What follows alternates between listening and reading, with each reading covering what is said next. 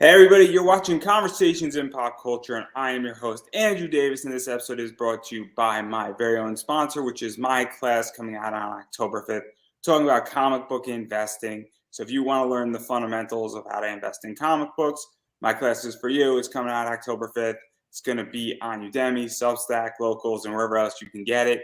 But I'm not going to bore you with the rest of my sponsorships because I have with me voice actor Daniel Baugh, who is the voice of Jimbei from One Piece. So welcome to the show. Thank you. Welcome. Glad to be here. Yeah, no, I'm very excited because I'm stoked for One Piece Red that's coming out soon, and some other stuff's going on, and obviously a lot of fun stuff's going on in the anime right now. And I promise everybody we're gonna get to Jimbei in a second, but I am curious how you got into acting and voice acting because I think it is a slightly untraditional path how you got into voice acting per se. Yeah. I'm a little different voice actor than kind of most of them. I mean, I do have my website and stuff like that, and I do take it seriously. But it is also like a side thing that I do. I do have a regular life, um, but I started, I guess you could say, even as a child, because growing up, I was always entertaining my childhood friends doing impressions of old people and stuff. So I was doing old people before I got old. Now I'm doing it for real. Um, so I've always done voices and done acting and stuff. Not so much in high school, other than I was doing some independent films with a local guy named Lee Cates in Dallas. I did some like underground stuff. Um, and then I started thinking, oh yeah, I kind of like this. So I started taking some college courses at community college, Richland College. They have a great theater course here in Dallas, Texas, and I took some courses there. Um, then fast forward about 10 years, so I didn't really do anything with my theater other than doing plays at the college level and stuff.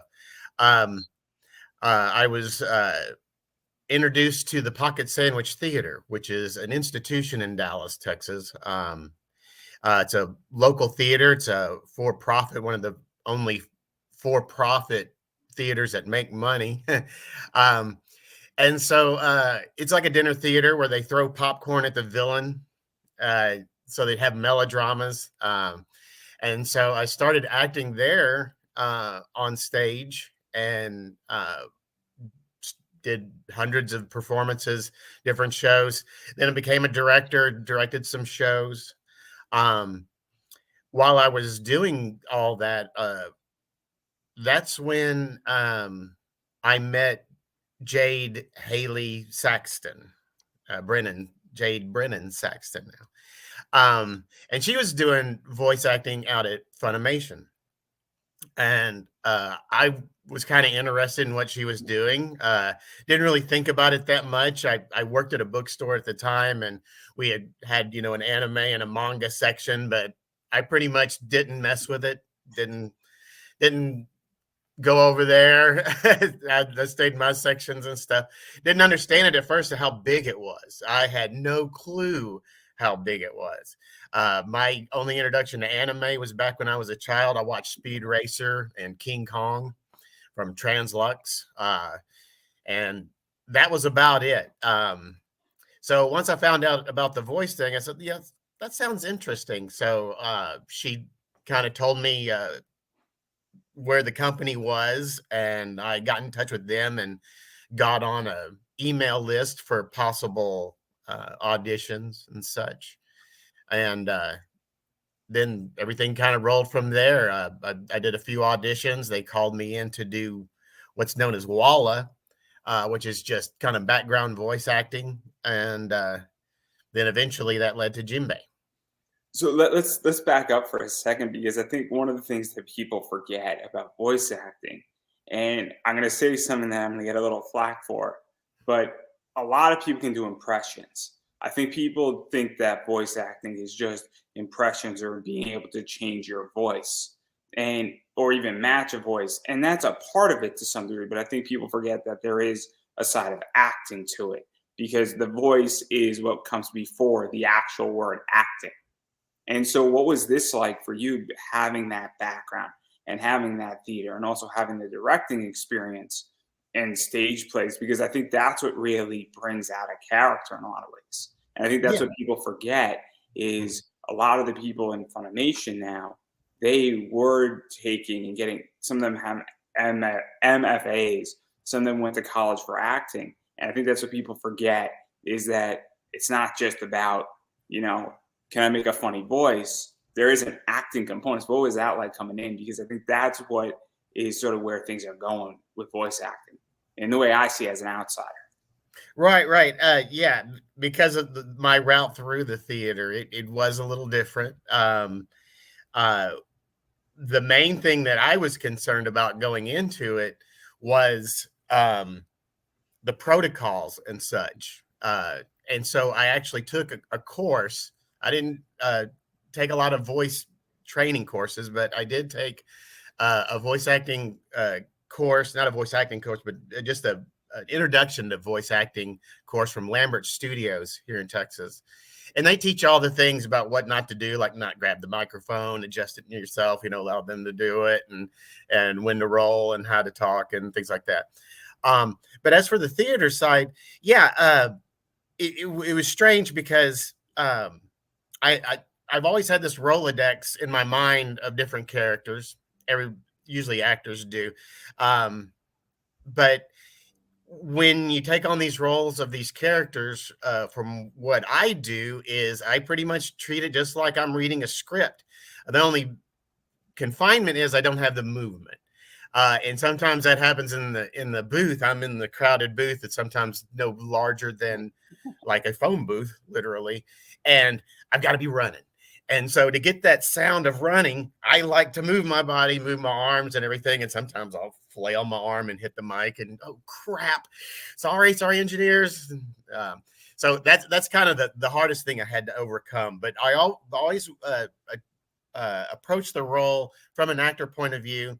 The directors have always been really good at giving you a synopsis of the scene and a little bit of the motivation behind it and what the goal is and everything like that. And depending on the director, they may say, yeah, just go for it. Let's see what you got. And I love that because that gives me the full theater thing. I can, if I fall back on a character that I think is like the one that I have, or and adjust a little bit for height or weight, what they look like, social status, things like that. Those are all the things that you learn in theater.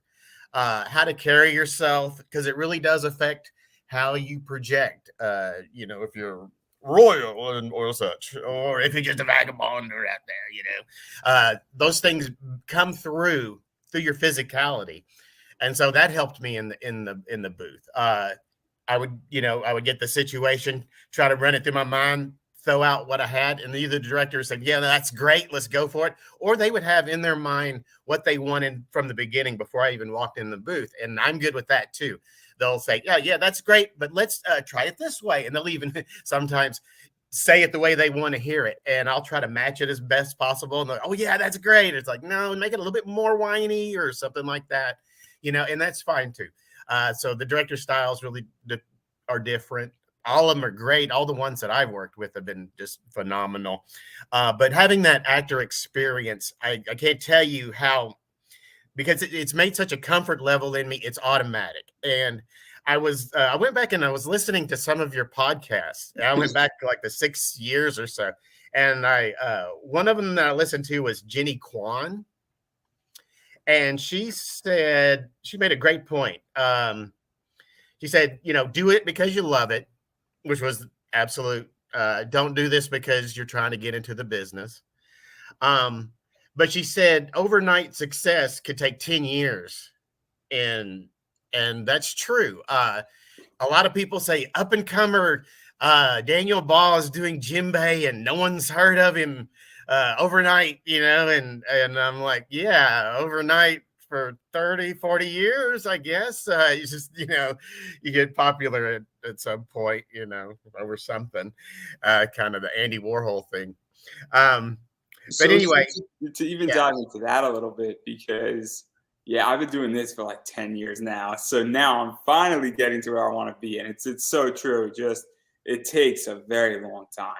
Yeah, it yeah, and the really started. experience is everything. I have people send me emails, especially young voice actors, and I was even listening, on your podcast. One of your voice actors said when he started out, he was calling other voice actors to get tips.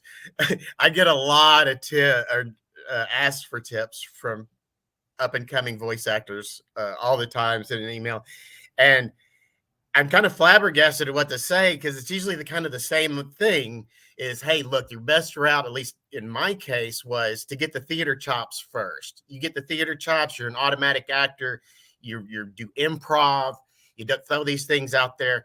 You get that first, and then that becomes secondary once you get in the booth, because once you get in the booth, then all of a sudden it's all the mechanics. It's okay, I've got to match flaps, I have to breathe at a certain beats. I'm going to need to have 4 syllables here. I need to stretch out that last note for 4 seconds. I've got to count these things. So many times in the booth, I'm watching like Jimbei scream or somebody scream or whatever character I'm doing. And I'm counting how long they're screaming for. And so I get like, okay, they scream for 4 seconds. So then when I'm doing it, I'm sitting there, just, just to have it in my head, how long to do it for. So yeah, it becomes like you just have the concern about the mechanics at that point. So it really makes it a lot easier to get the stuff down. And I know a lot of people that watch anime and they go, "Oh, I'd love to do that, but I really don't want to do any of that going through the acting stuff. I just want to go out there and show my funny voices. I got lots of funny voices." Yeah. So a lot of people have a lot of funny voices. Doesn't necessarily mean they can put it all together. It is quite complicated in ways, but the more experience you have, the less complicated it is. Yeah, and obviously, I do want to dive into Jimbei because that's kind of the big role that you got. And so, how did that even all come about? Because obviously, he comes in towards the later, probably the middle of One Piece. It is a Yeah. fair assumption. Yeah. And he comes in. He obviously has a presence before his character is known, and then he's a warlord, Yeah. and stuff happens, and then other stuff happens. And so, how did this all come out? Because it's a Okay. very prominent role, and it's only gotten bigger at this point. Okay. Okay. I'll tell you the whole Jimbei story. um, I was called in and I was doing Walla for Funimation. And one day I was doing Funimation and they said, this is a show called One Piece. And the director at the time of that particular show, Joel McDonald, he tried to explain it to me as best he could. And me and the other people that were doing the Walla were just flabbergasted. Okay, you talk into shells to speak, all this different stuff. And so I was like, man, this is really a cool show. This is an amazing show. Whoever created it has a huge imagination.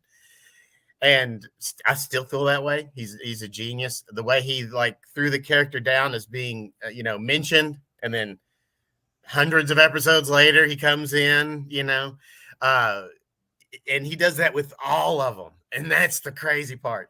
Yeah, it's amazing. So anyway, I was in the booth and I was doing my voices for Walla and additional voices. Sometimes we do voices for just a character that has a couple of lines and then that's it. And so I was doing those kinds of things. And Joel asked me, hey, would you like to read for this character? He's a big gruff warlord fishman. And what? Uh, and he showed me the clips and everything, and I'm like, okay, yeah, I love this, And so like I was going through my mind, okay, big, he's robust, and gnarly, and so it's basically doing McGruff the crime dog with gills. Uh, so so I threw that out there, and they said, okay, well, hold on a second. And so they leave you in the booth. And then when you're in the booth, it's just quiet. You're just like thinking, okay, are they going to escort me out of the building because they said, okay, we've had enough of your shenanigans or what? So he comes back and he says, you know what? I talked to my superiors and they want to roll with the voice. So if you are able to do this, we would like for you to be this character. And so I like, yeah, of course. Absolutely. And so I jumped on it, and That's when I started realizing how big it was. I had no clue how big One Piece was. I started getting emails from Japan, the Philippines, and stuff. Um, then I started realizing the scope of it, and that put a lot of pressure on me. I thought, man, so I've got to watch some of these shows. I don't want to be embarrassed if fans ask me some of the most simplest of questions. I want to be able to, pass muster on some of it. I haven't watched every episode. I'll say it out there. I have watched like the first like 20 episodes, and then I jumped pretty much right into Impel Down where I started, backed it up a little bit so I could have the foreground to it, and then started watching sporadically through that, and keep myself, watching an episode every once in a while when my wife goes out of town and I can monopolize the TV. Um, but yeah, and I get people that come up to me, and they'll recognize me, and I feel flabbergasted. I kind of don't know what to say. But the Jimbei character, it has basically changed my life. I didn't think it would. I thought it was just this throwaway role. But it really has changed my life and how I have to deal with things. Some good, some bad. But So in to even go general, further, in to general, go it's all further, been good. yeah, to even go further into this, because obviously you have Jimbei refusing to go against Whitebeard. He obviously is well respected as a character, and I mean, I'm presuming this is well known. I feel at this point in One Piece, so I'm not ruining anything. And then he's an Impel Down, and then he basically becomes an enemy, essentially, of the world government after being a warlord. And so there's a lot of emotion going on because you have Jimbei, who is close with Whitebeard, is close with Ace during that. And so, what was this like? Because Jinbei has a crazy evolution going from being a warlord, protecting Fishman Island, to then opposing the government because he can't oppose Ace, and Right. then breaking out with Luffy, trying to basically, free Ace and Whitebeard, and that entire Whitebeard war that then changes the dynamic of it. And then I think Luffy offers Jinbei a spot on his crew, and Right. Jinbei declines initially because he has something to finish up as well. And then eventually Jinbei joins the crew later on. Mhm. And so, what is this like? Because there's a lot of emotion, there's a lot of complicated stuff going on, there's a lot of interesting dynamics going on with Yeah. Jinbei and Luffy. And so, what is this like for you? Because it's very rare that a character Mhm. goes from being a major character, taking a massive break, and then joining the Straw Hat crew and being the 10th member and having Yeah. every single emotion and really getting to experiment, I feel, is what you got to do with Jinbei in so many ways. Right, right. Yeah. There's almost like a time skip just for Jimbei. When he first started out, everything was so heavy. Everything he said was very serious, and I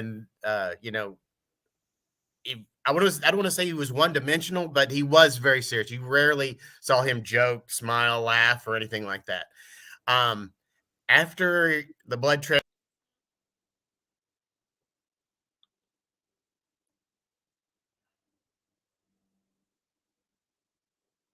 Oh, what just happened?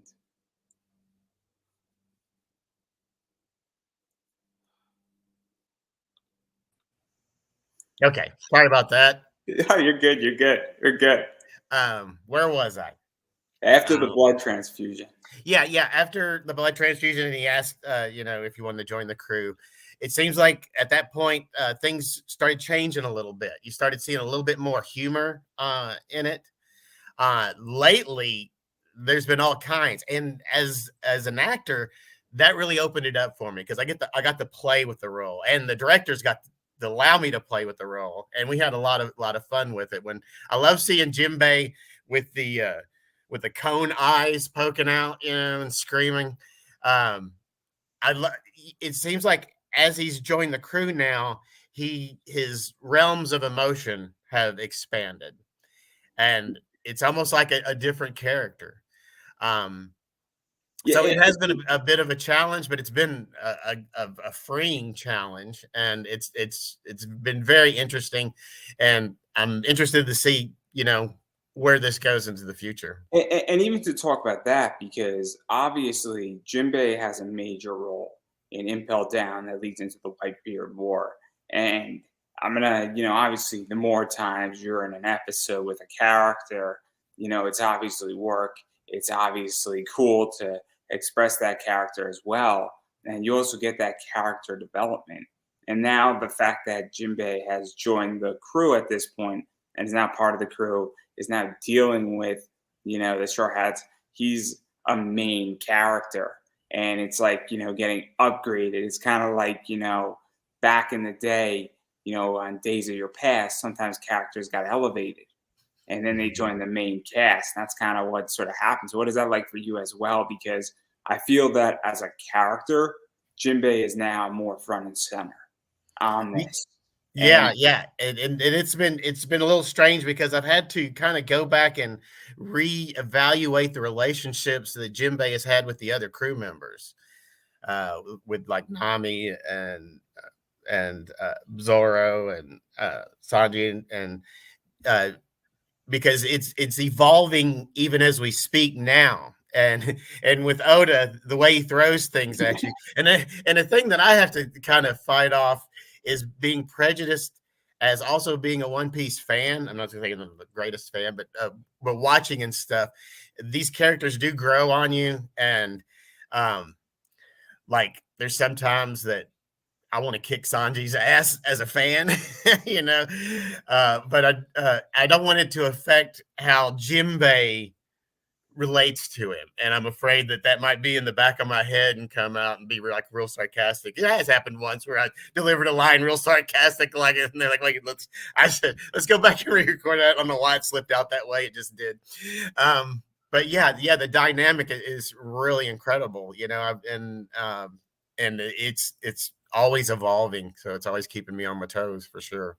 And obviously, one of the cool things is that obviously Jimbei is the helmsman now, and so Nami is the navigator.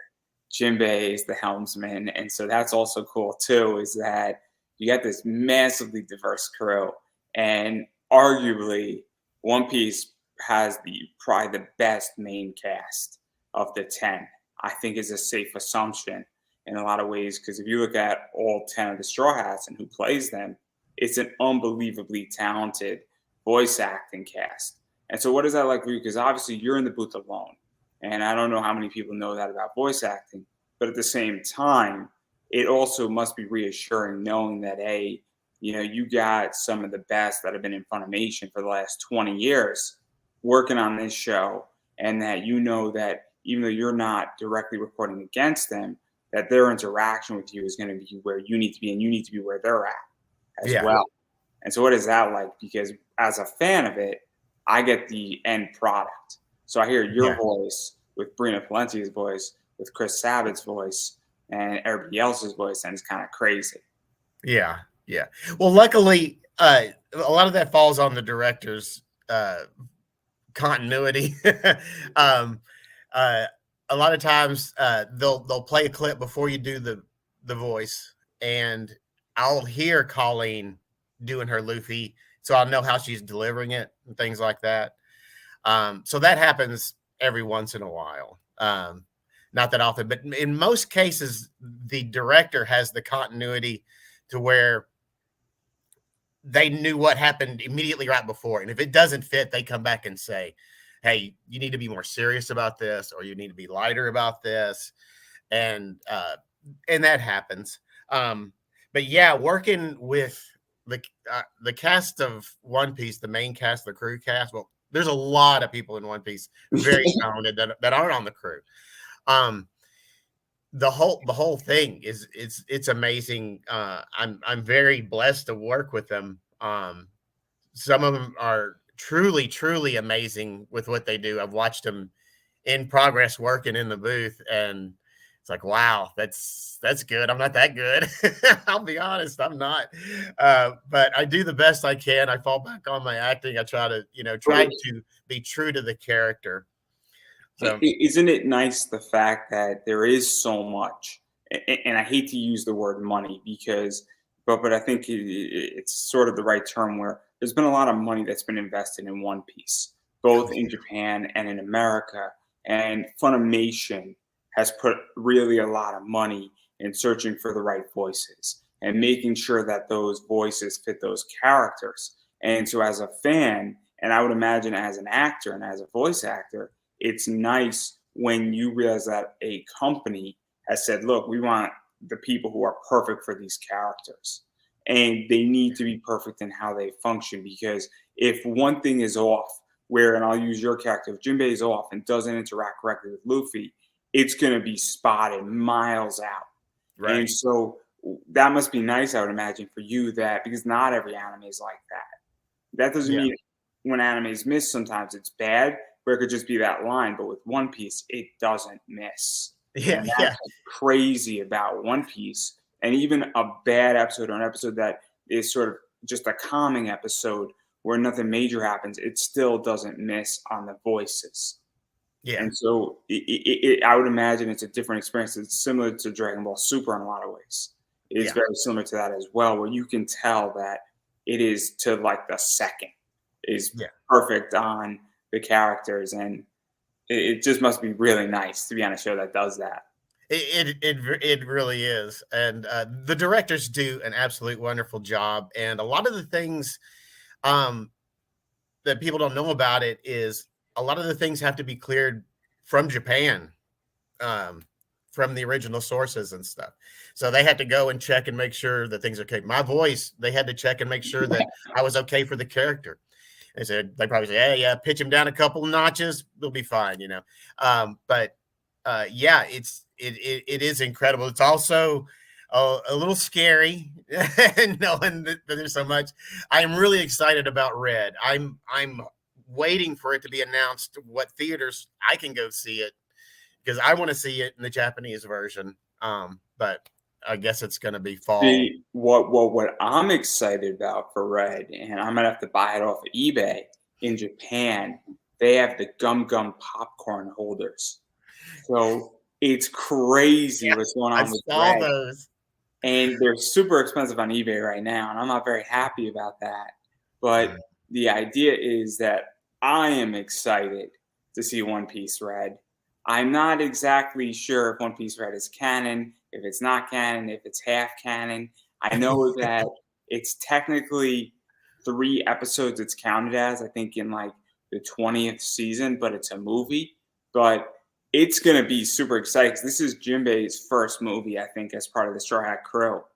And so, what is this like for you? Because this is a big deal. I just saw One Piece Gold, and I love One Piece Gold. I love that character. I thought Keith Silverstein was brilliant as the villain. Yeah. In that. But what is this like for you to now be in a One Piece movie and getting to record it and it being in theaters? Because we all know that One Piece is just a big, big powerhouse, and it's a big deal. Anytime a One Piece movie comes out, it's a big deal. It's enjoyable, and they're fun. Right. I was in one of them without even knowing it. I looked it up and I saw a credit where it showed the flashback with Luffy. I think it had one line in it. It was like, oh wow, I was in a movie. Who knew? But as for this one, ask me again. The first of the year. I'm hearing a lot of rumors. I don't want to say anything. Because you're in the movie, right? I didn't get that wrong. I think that's am. not anything that I just broke news. No. I'm not breaking any public disclosure statements by saying I'm in the movie, but yeah, the characters in the movie, and if they don't replace me, I'll be in the movie. But yeah, I'm hearing rumors, and some people are contacting me about a whole bunch of stuff, all centered around this movie, and it's a little frightening. I've never done a convention before. People are saying, "When are you going to do a convention?" Well, no one's really asked me. They asked me once for one during the COVID lockdown, and I was like, I don't feel really good about doing it right now. But one of these days I'm going to be out there. And one of these days I'm hearing that Jimbei might have a Funko Pop, and that would be awesome. I'd love to have one myself. So even going further into this, and not going down that road, but what is this like? Because at this point now, Jimbei, I feel, has reached what I call critical mass. And critical mass theory is that you have so much saturation into something, whether you have 100 episodes into an anime, that you're a main character, that you're a stable in that. Obviously, Jimbei is now on the crew. He's had a prominent role so far in Wano. And I mean, the manga's out. I'm not going to go ruin the manga if anybody hasn't read it. But Jinbei plays a relatively important role in that entire arc. I think is a safe assumption. Mhm. And so what is this like for you? Because now I feel like you're like, okay, you've now come to this position. It's the same thing that happened to Brooke. It's the same thing that happened to Frankie. I feel when those two characters join the crew, is they reached a certain point where like, okay, now we know they're here for the rest of the show. Right. And so what is that like? And then you're in the movie and now people are like, okay, this is not just he's there for 3 episodes and then he's gone. Yeah. Well, they told me back when I took the role on that, okay, you're going to go away for a while and then you're going to come back. You're going to have a lot of work. And I did. And I'm still getting work from it. It goes in peaks and valleys, of course, just like the show does. It's a gift that keeps on giving, right? Right. But I read where the Japanese voice of Luffy said that she wanted for Luffy to be her last role. She wants to finish it out and finish on Luffy. I'm at the age where this may go a couple more years, and that's about right. I want to finish with Jimbei. I really do. I don't want to die before he dies, or before before the show ends. But I do want to finish this role. This has been my favorite role. I have done some other small roles, but nothing compares to what this has done. So to even go further into this, because obviously Jimbei and One Piece in general, I think if you have a reoccurring role and a relevant reoccurring role on One Piece, it adds a lot of clout. And it sounds a weird word to say that, but I think that obviously everybody needs money to operate. Everybody needs things, food, shelter to operate. But then you get to a stage, I feel, where it's like you want clout and you want to, I guess a form of respect to some degree. And so I feel like Jimbei is sort of that role at this point for you. Money's good too, and getting paid for it is great too. But there gets to a point where not everybody who is a voice actor gets a role that carries clout, that carries respect, and carries saying, "Oh, I know that character." Like I go to my friends, and they're not big One Piece fans. We're gonna go see One Piece right when it comes, but it's the idea that they know who Jimbei is. They know who he is. And so, what is that like for you? Because that's what it sounds like. Same thing with that Japanese voice actress who wants to play Luffy. Everybody knows who Monkey D. Luffy is, whether you're an anime fan, whether you're because it's pop culture at this point. So, what is that like? Because technically, you could have any role you really want if you really wanted to go after it and you auditioned enough. But you want those fun roles like Jimbei or having a major role in Dragon Ball Z, or there's other shows that are like that. A show like My Hero Academia has a few major roles that really have that same vibe. So what is that like for you? Because that's what it sounds like. Yeah, I'm totally mind blown. I'll be honest. It's been incredible, and I try not to think about it too much because I suffer from anxiety some, and I don't want that much pressure on me. But it is really incredible. It's humbling, and I know that I'm extremely lucky and fortunate to have been placed in this role. I'm not sure how I might think about this 5-10 years from now. I may come back and say this thing ruined my life, but right now it's wonderful, and it does keep like a roller coaster. It just keeps clicking up, click, click, click, click, click, click, click, click. It keeps getting bigger and bigger every day, and it's astonishing to me. And it's just amazing to know that I'm part of a huge universe. Arguably one of the greatest animes ever. Yeah, I mean this is yeah. It's hard to fathom. it's incredible. And if I really wrap my head around it, I probably would just curl into the fetal position, crawl under my table, and never come out.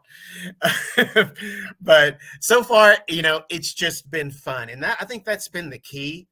Everybody that's at Crunchyroll, who was previously at Funimation, and everything, from all the staff, everybody, the engineers, especially, my God, they're patient. Engineers, the directors, the everybody, talent coordinators, they've all been so nice. And I guess it's the younger generation is a lot nicer than us old farts. They're just so polite, so sweet, so understanding. It's incredible. And they're so patient and they love it. That's the thing. They love what they're doing.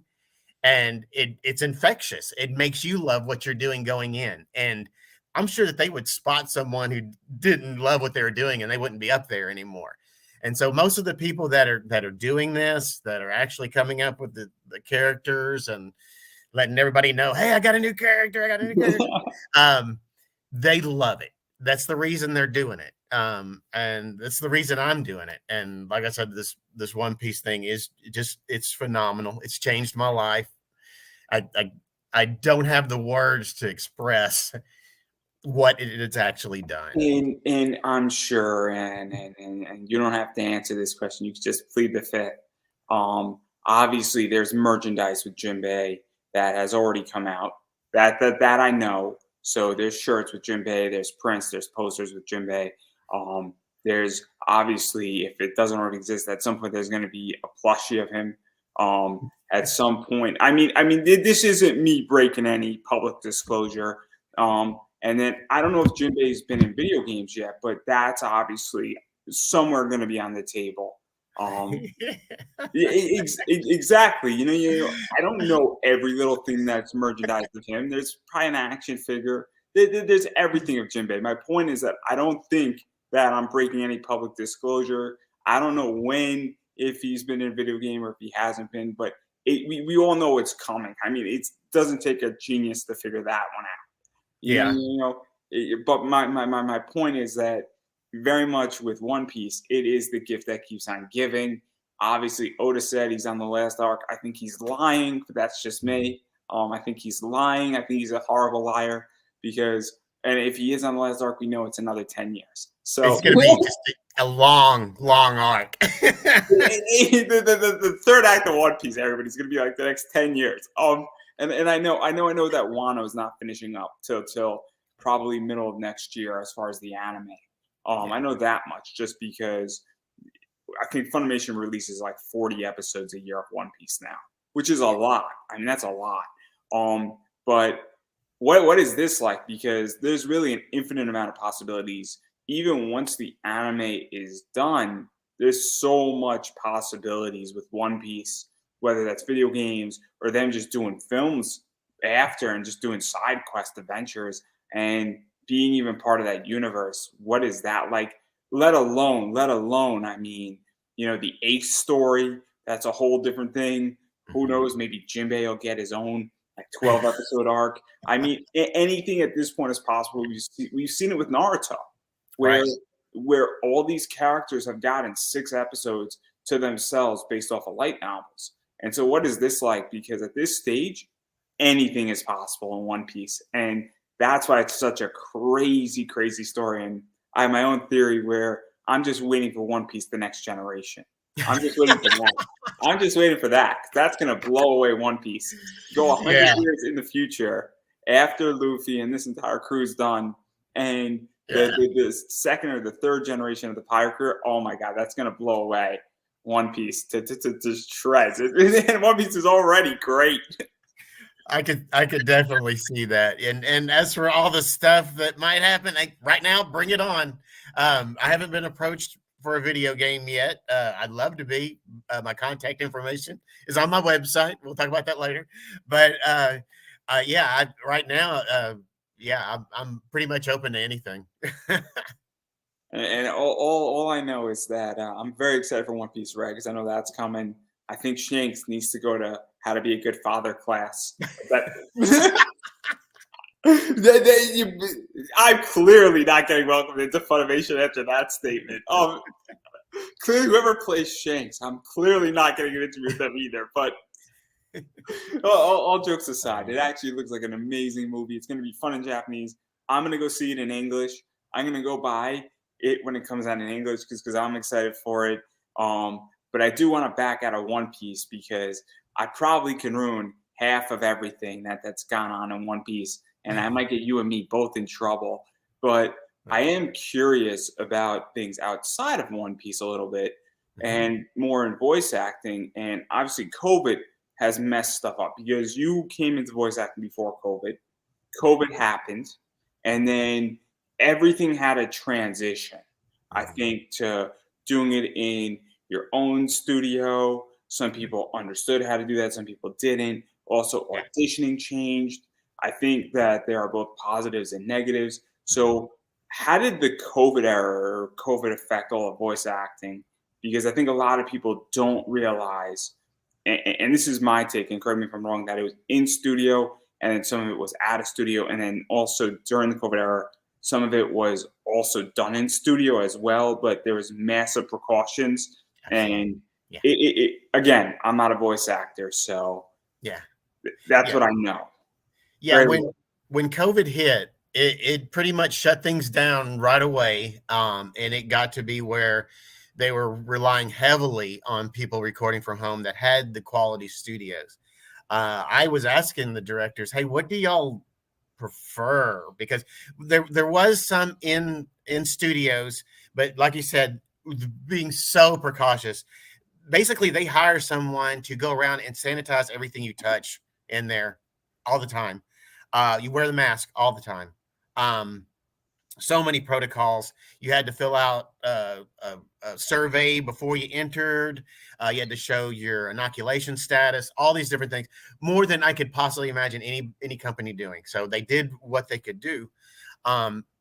But they didn't have a lot of people coming out there. I was one of the ones that would come out there and do it, mask up and do the things. But they were also catching stuff from people's studios. And I asked them because I was seeing the auditions coming down through emails, and they were saying, do your recording, send it in. And I was thinking, this is great for the auditions because they can be pretty simple. They can tweak voices, but an audition piece can be pretty simple. It's not something that you have to have the best equipment on.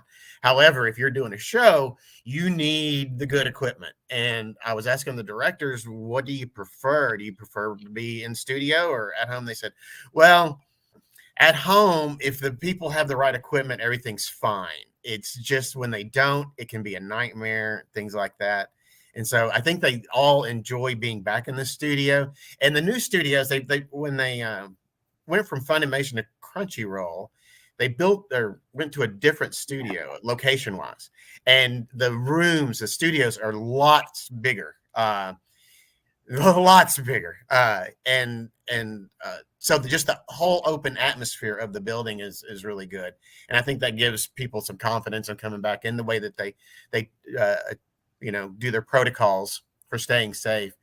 So I think things are starting to get back to normal. Almost everybody is back in there. I'm sure that there's some people that have moved, though, that are still in the show or other shows that want to, still keep their character going. And so they probably have some way of getting their stuff into them.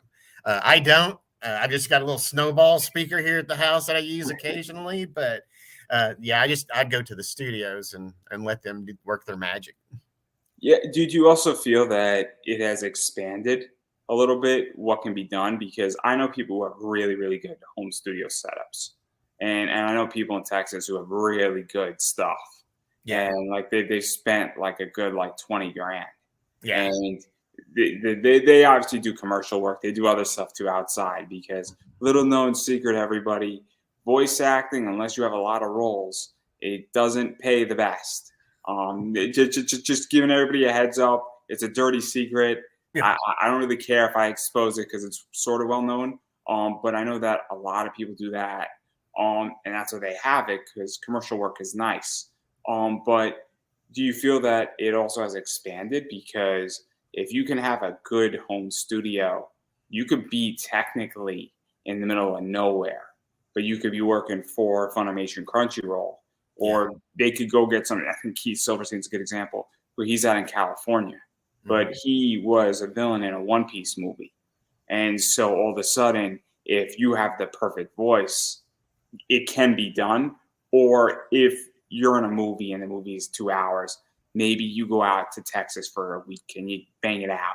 And you do like 20 hours sessions essentially to make sure that everything's right. Right. But that's just my take. Again, I am not in this space. Anime to me is a relaxer. It is not something I want to participate in as a voice actor. You're a smart man. I do a million things in my life. I buy and sell comics, and I'm a comics fan. That doesn't ruin it for me. It ruins it slightly for me. Yeah. I like doing interviews because it doesn't ruin it for me. I don't want to take what relaxes me and ruin my life. It's just how I function. But I digress. And you did mention that, you haven't been to a con yet and you got offered it. But what is that like for you? Because now, and I'm going to say this in the nicest way, you're a little bit older. And so, and also you have a bunch of Walla, things that you've been in and a bunch of great shows that you've been in. And then you also had like a character or two in Attack on Titan, and I think Overlord as well, and a few others, but nothing major. No offense. No, I love what I do. They have me doing these additional voices, and I love the variety of it, and I love the challenge of it, because a lot of times it's a 1 or 2 line thing. One of the shortest ones I had was they came in and told me, okay, be a content piece of seaweed. Roll.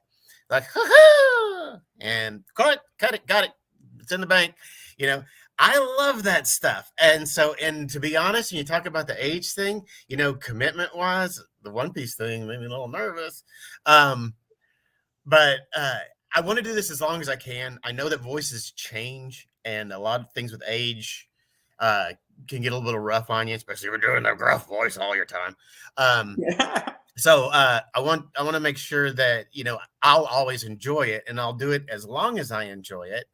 And I'm at the age right now where I can still travel if I need to do a convention. But there will become a time where I probably won't. So what is that like, though? Because I don't think you've done many, if any, at all. And what is this like? Because cons have changed, and cons are fascinating now, where a con has everything in it, where a lot of times there's these mega cons. And so you got wrestlers from WWE there, you got AEW wrestlers, you got people like Will Wheaton, and then you got all these voice actors there too. And it's become very much a mega pop culture con. And so what is that like? Because I don't know what cons are reaching out to you. An anime con is a little bit different than a Comic-Con. But what is that like? Because people know who Jimbei is, and it is a draw to some degree. And so what is that like? Because when you do go to cons, and obviously with One Piece Red coming and this Wano arc and then going into this, it's kind of the cool thing is that, people say, hey, look, I want to get something signed. I want to get season 20 of One Piece signed. I want to get, my statue signed. I want to get a print. I want to get a photo with the voice actor. I want to get my poster signed from One Piece Red. That's a big thing. That's something that I like, where I have posters and I like getting it signed by the entire cast. So what is that like going into that and actually getting to meet fans? I would love to do it. I've never been to a convention even as a fan. I've seen them. I know what happens. I've seen videotapes. Video. Oh my God, I'm old.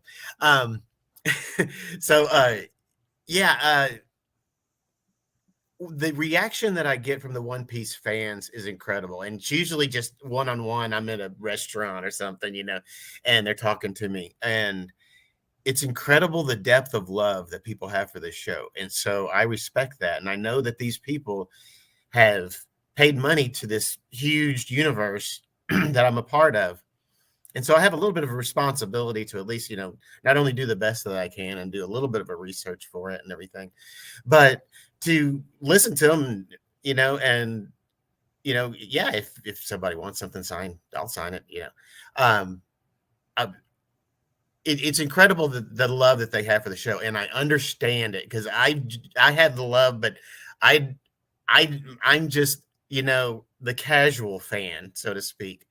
I know the people that have watched every episode, and I know how important it is to them.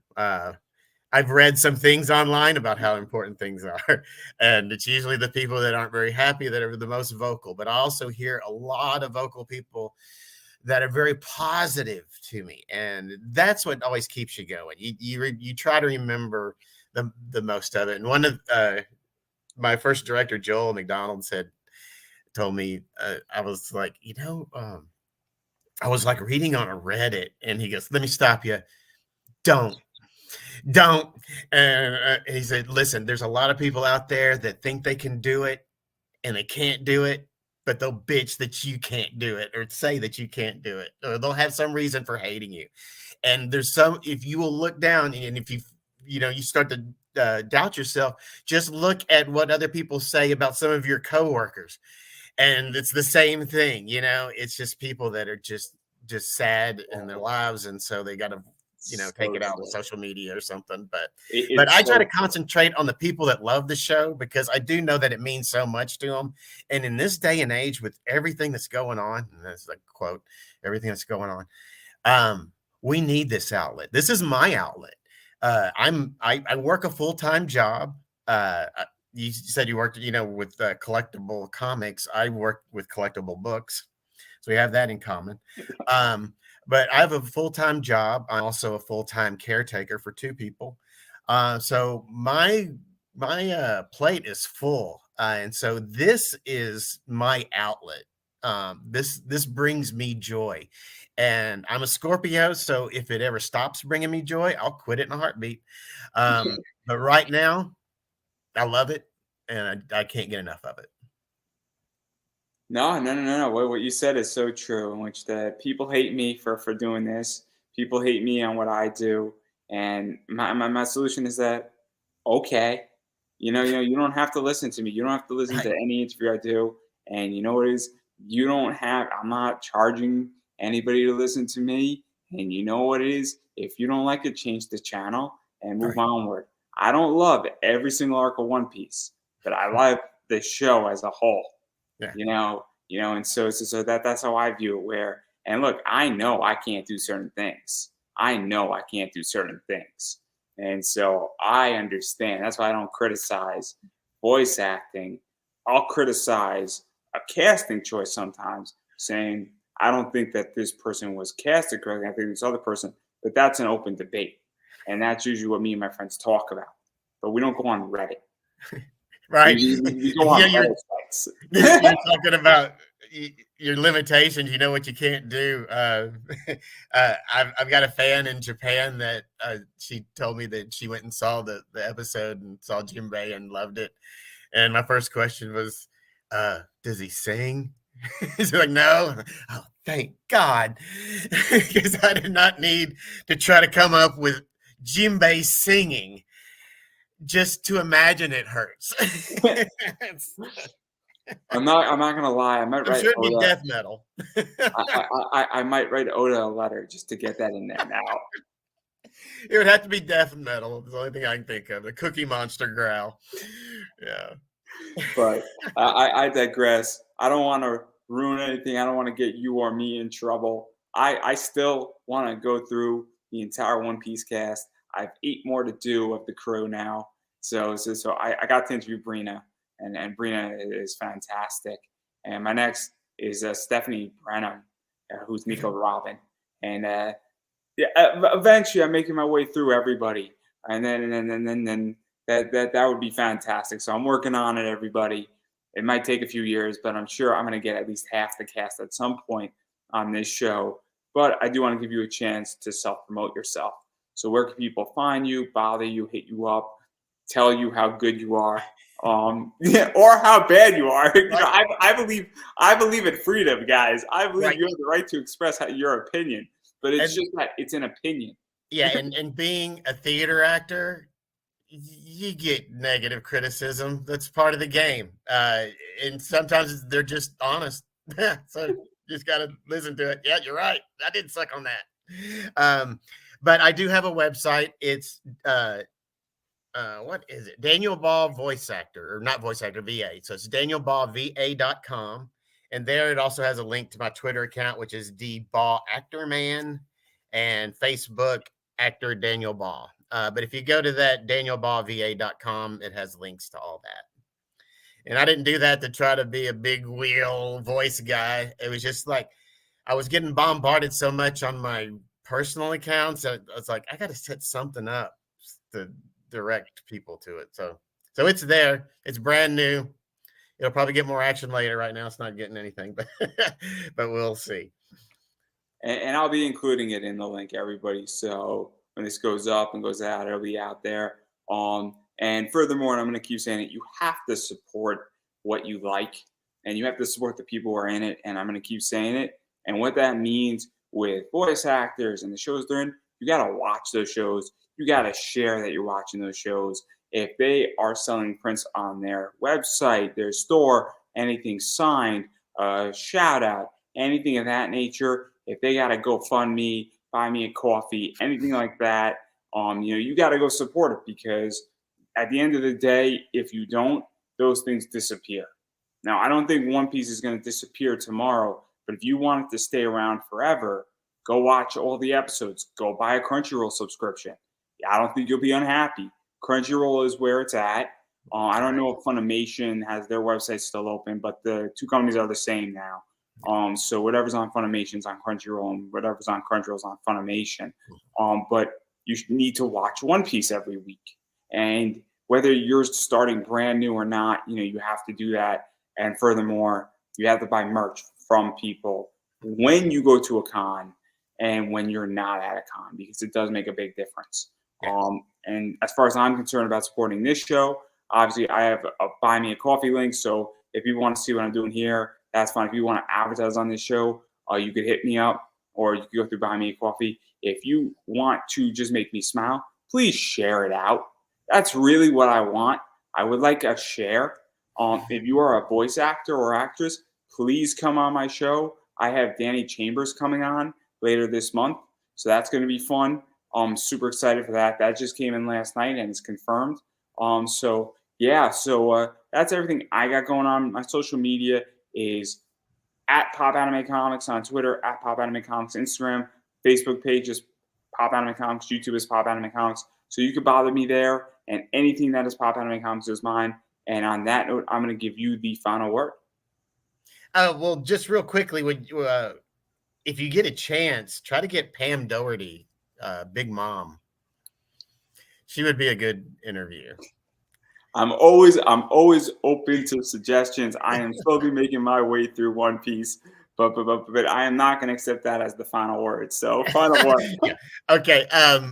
Thank you for having me on. It was great fun, and hopefully people will see this and understand me a little bit better and not have any misconceptions. But thank you so much, and it's been a real pleasure. And like I said, we should check back in 6 months and see how things are. See if anything changed. Well, I'm down. I'll mark it right now on March 14th. We'll do it. We'll do it wherever it is. March 14th. It's official. I don't know if it's going to be March 14th, but we'll do it in March. We might have to wait a little longer. Who knows? Well, thank you so much, Andrew. This has been great. Well, I think that's a perfect ending point, everybody. And that is